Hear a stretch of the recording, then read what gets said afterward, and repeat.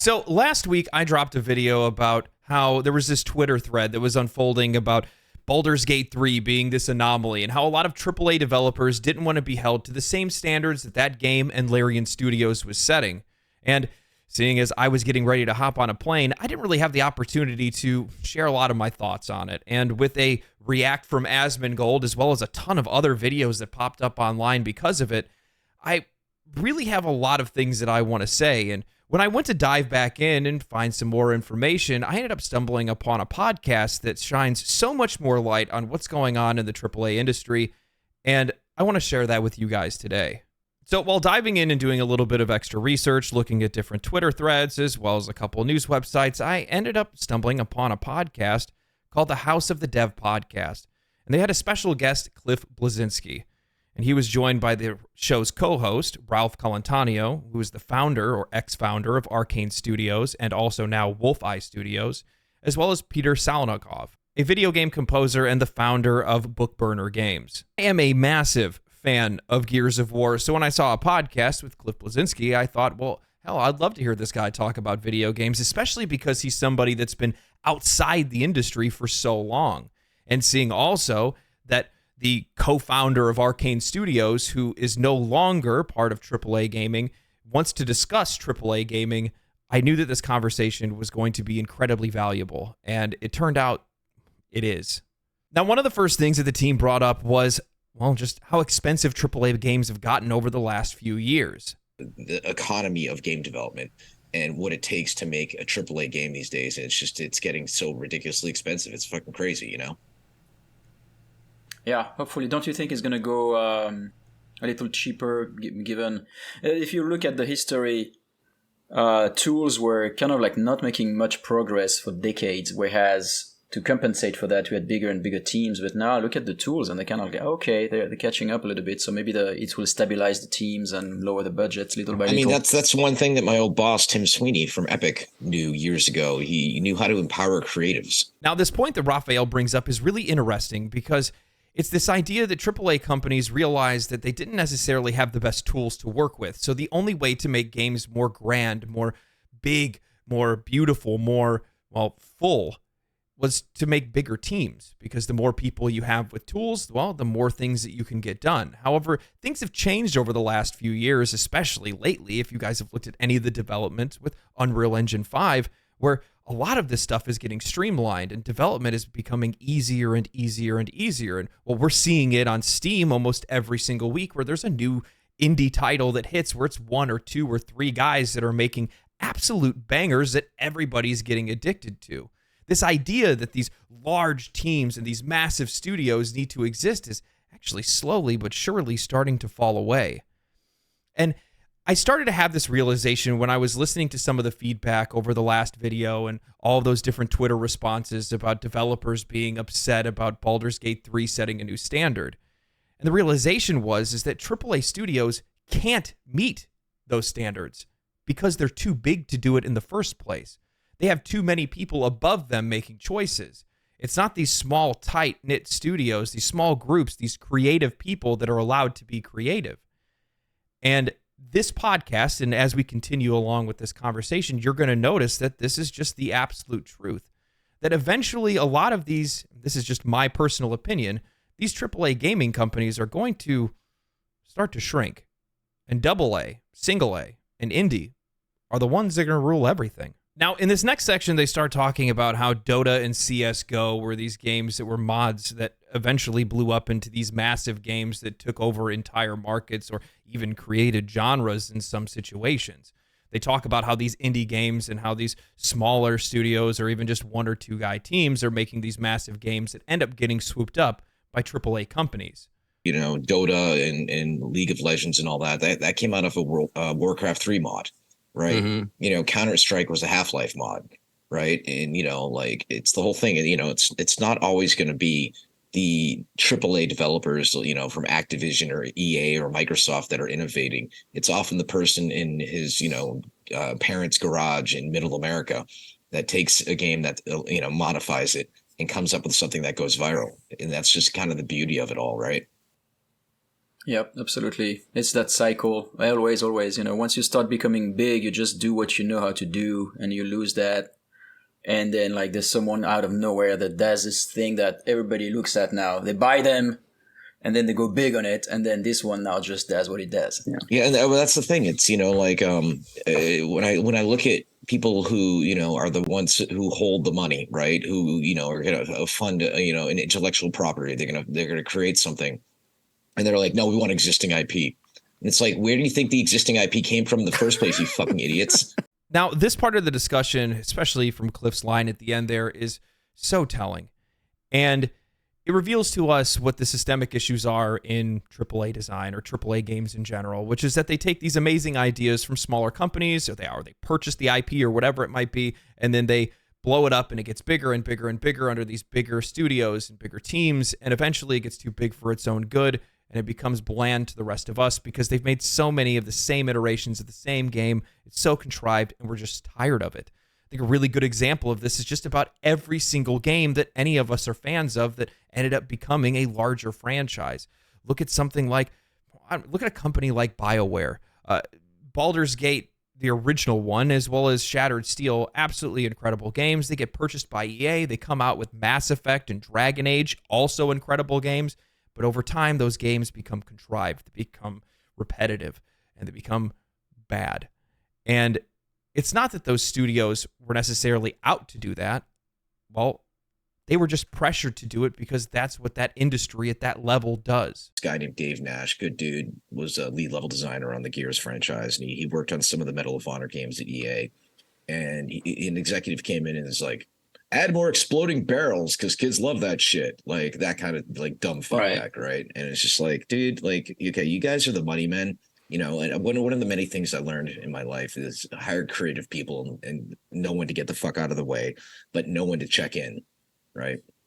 But yeah, a lot of publishers just, like, oh, well, this game works, so therefore this is going to work. It's like, no one could have predicted Minecraft. No one could have predicted Roblox. No one could have predicted Fortnite. No one could have predicted PUBG, like all of that, and it's a thing, you can't, Jason Rubin from Naughty Dog and now at Oculus told me, past success or failure is not an indication of future success or failure.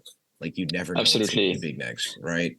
Absolutely, and specifically the past failures, that's the weird one, because you could take a concept that failed 5 years ago, do it again, and then you have all the publishers saying, oh, from our data, this thing will never work. And it's like, well, how interesting. That line of past success or failure isn't an indication of future success or failure is case in point for Baldur's Gate 3, a game that's a CRPG that shouldn't by any means succeed whatsoever because, well, for all intents and purposes, it's not a popular genre. It's not a first-person shooter. It's not a battle royale. It's not an MMO. It's not an ARPG. It's not a this or that. It's from a generally niche genre. However, it's a game that's gaining a lot of steam specifically because of the fact that, well, players want something different.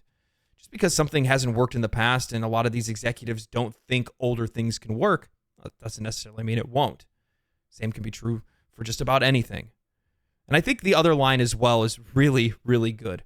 They're talking about how an executive walks in and tells the designer what to do when they probably have no business telling the designer what to do. Throw some explosive barrels in there. I just hit my microphone for no reason. Throw those explosive barrels in there. The kids love that kind of stuff. How many times do we see repetitive mechanics in all of the games that we play across just about every single genre in AAA? Every single company taking off of the successes of other companies because, well, it worked for them, so it must work for us. But that's never the case, almost at least never the case, not unless you make innovations on those mechanics that a lot of those companies have, or a lot of those different games have, or whatever it is. You can't just copy and paste Elden Ring. I mean, I'd probably still play it anyway because it's a fantastic game, but you guys understand what I'm saying. You can't just take what they have and hope that it works for your game. No, you have to do something else. And that's what a lot of these AAA studios have gotten away from over the years. They don't know how to be creative because creativity isn't safe. And they're in the business of being safe and making money. One of the other things that I think about is that you, as well as me, probably work normal day jobs, right? We go in, we punch in, we do our job, and we go home. We do what our higher ups tell us to do because, well, that's what we're paid to do. We don't deviate. We don't get creative. And that's why a lot of just regular industries, a lot of regular companies don't have a lot of innovation, and why a lot of those businesses end up failing over time is specifically because, well, they never try anything new. I work in construction. There's so many companies that are absolutely terrified of renewable resources or green energy or electric energy or anything like that. You know what I mean? And they don't want to get into those kind of industries because they just don't know anything about them. However, over time, anybody with any foresight realizes that some of those industries are probably going to be the most successful ones in the future. And those companies that refuse to evolve, refuse to take chances, to get ahead of the curve, are the ones that are going to fail in the long run.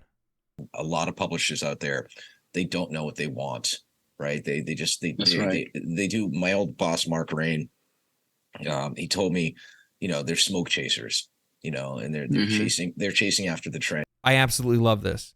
Smoke chasers. They're always chasing the latest trend.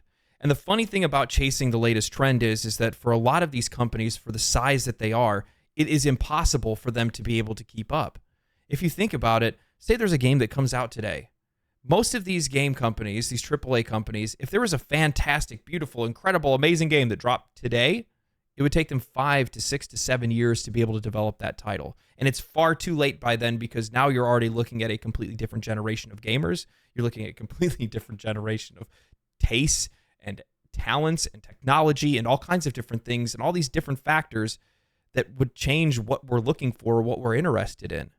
That's the reason why things feel so tired. That's the reason why things feel so samey, is because they're always trying to do what was popular before, not what's popular today.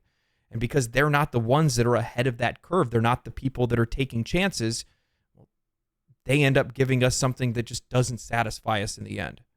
That's my belief, that most of these single A, double A, indie games, those are the ones that are always going to be leading the way, and they always will into the future and forever and then on. I just don't see AAA gaming ever being able to satisfy us in the way that a lot of these original games can. This next section is about how Ralph left Arkane and seeing the path that Arkane took after Ralph left with Redfall. A lot of things make a lot of sense, and to be honest with you, a lot of this is just fan service because it's just telling us the things that we already know that are wrong with the industry and a lot of the bad directions that they want to go in. Okay, let's back up. So you 18 years and then you take a break. Like, what'd you do? Took a break for 2 years. Yeah, I was mostly focusing on personal growth, music. I studied a band back then, and and just spending time with my son, vacation, just feeling, like wondering if I really wanted to do more of that because the AAA world is exhausting and frankly some of the stuff that Can I get a hallelujah? Can I get an amen? I assume you can relate, and there was some corporate stuff that I was not super happy with, even though like ZeniMax was overall a good company to work for. There was, how corporations are, they might have their weird little quirky ideas and policies, and I was just so fucking tired of all of that. So left, and then 2 years later the itch came back, but I wanted to start something maybe smaller this time, like focus on the depth, what I like, RPGs and systems and how they interact with each other, and give crazy opportunities to players to have their own experience of the game. Quirky ideas and policies. Probably the most frustrating thing to all gamers, and this is on two different levels, right? This kind of goes back to the discussion earlier where they're talking about the guy coming in, telling him to add barrels, but this also includes things like various small changes to games like World of Warcraft or Diablo IV, or maybe port-overs from overseas when they make it go global and they censor the absolute crap out of the game because, well, these higher-ups believe that they know what's best for us. They know what we want. They know what we need. Nobody likes that. Nobody. Yeah, there's definitely a lot of clans and secrecy. And frankly, also because there are less and less big independent developers. I think when we were independent at Arkane, we were like collaborating with anyone. We were very into network. We were very into, and by network, I mean networking with people. We would invite our friends from other companies to test the games, etc. And then, of course, when you're part of a corporation, all this goes away. Like, no, now everything is secretive. Now you can know if you test your game, it's not to be, whatever. And then now we have to pay them. If we don't pay them to test the game, then they might sue us. Oh, okay. So, but that's the beauty of the industry when it works, is when like-minded devs, because the industry is a lot like family, right? It's a it's a big business, but it's a tiny business at the same time. You know what I'm saying? It's community, yeah. Mm-hmm. Now, when we go back and we look at that Twitter thread about Baldur's Gate 3, or we look back even further at the release of Elden Ring and all the upset AAA developers that were chiming in about it, this makes that much more sense. It makes so much more sense. These clicks, the secrecy, the corporate culture of our trade secrets, which in some regards, you have to keep some of your stuff secret. Otherwise, it's going to make it really difficult to compete. However, being able to have this community of making games and learn from one another. You look at a lot of these smaller studios, you look at some of these indie developers, some of these 1, 2, 3 guy teams, you can guarantee they're working with other people, bouncing ideas off of them. Hell, even the development of Baldur's Gate 3 involves some of the mods that people were working on in Divinity Original Sin 2. Or to take that a step even further, you have all of the people that were involved in early access, myself included, doing write-ups, sending them things, talking about bugs or things we would like to see in the game in the future, content creators making videos and things like that, making this atmosphere where your game is out there for everybody to see for a really long amount of time in the case of Baldur's Gate 3. But being able to have that kind of open communication and be able to get all these different kind of ideas is huge. And that's what makes these games so great over time, because it's not usually just one person's good idea. No, it's an amalgamation of all kinds of different ideas and perspectives and everything. So, to hear that, like, the gaming industry has changed that much, and that when you move into the AAA industry and you get under these large umbrellas of these big corporations with all of their policies and all of that, it's really sad to hear, because you hear how things used to be, and then you hear how things are now. And that's why when I'm sitting here and I'm talking, I've said it a couple times already, I just don't see the path forward for the AAA industry with them creating new games that we are fans of. I see them continuing to make iterations on old games and tapping into our nostalgia and creating battle passes and things like that. But I don't really see them doing anything big so far as making something that's new, some new IP that really grabs our attention and makes a new wave of games, a new wave of design.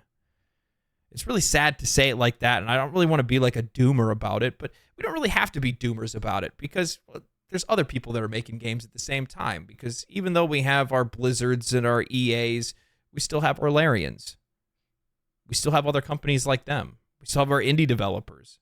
There's tons of people still making games. So we don't have to say gaming is ruined, because that's not necessarily the truth. Gaming isn't ruined. It's just, well, sometimes things just get too big and they get too mainstream. Yeah, the idea that I thought about, it's like trying to go to McDonald's and order a gourmet burger, right? You're not going to do that. You can't expect the highest quality of food from, well, people that just churn out the same meals day after day after day after day. Not making any iterations. They're not experimenting or anything like that. It's always going to be the same food. It's consistency. That's what you're getting from these larger corporations. We don't look for some huge, big splash, amazing game from some of these AAA companies. No, most of that stuff comes from the smaller guys, just as it does in just about every industry that's out there. When I go back and I think about the threads that we looked at for Baldur's Gate, one of the things that comes to mind is that it looks like a lot of these AAA developers, well, they're just kind of in line with the thinking of a AAA company. They don't see innovation in the same way because they're just not allowed to do it. They see the budgets and the time constraints and all these other things that prevent them from being really creative. And that's why they go, hey, don't hold us to that same standard, because, well, we can't do that. And to be honest with you, they are right. They can't. They're not allowed to. There's people that are not allowing that to happen. And I don't see that as something that's going to change anytime soon, because that's just not how corporations work, sadly enough. Not large companies at the very least. So it sucks for them. But at the same time, we always are going to have games to look forward to. There's always going to be something cool that's right around the horizon, whether it's some indie dev in his garage in his mom's basement, or whether it's a little 20 or 30 person team putting something together, or maybe it's something as cool as Baldur's Gate 3. There's always going to be something to look forward to. So we can shit on the AAA companies as much as we want because, well, guess what? They're just going to do what they've always done. They're going to make the content that the people have been asking for the whole time. They're just looking at the general consumer market. They're not looking at you and me. They're not watching videos like this. This isn't the core audience that they're targeting. No. So, yeah, that's it. That's all I got to talk about. I just wanted to discuss this. I thought it was really cool. If you guys want, I'll go ahead and link the podcast in the comments section or the description of this video. If you guys did enjoy the video, please subscribe to the channel. If you didn't, that's cool too. Outside of that, stay cool, stay righteous, stay safe, my friends, and I'll see you next time. Peace.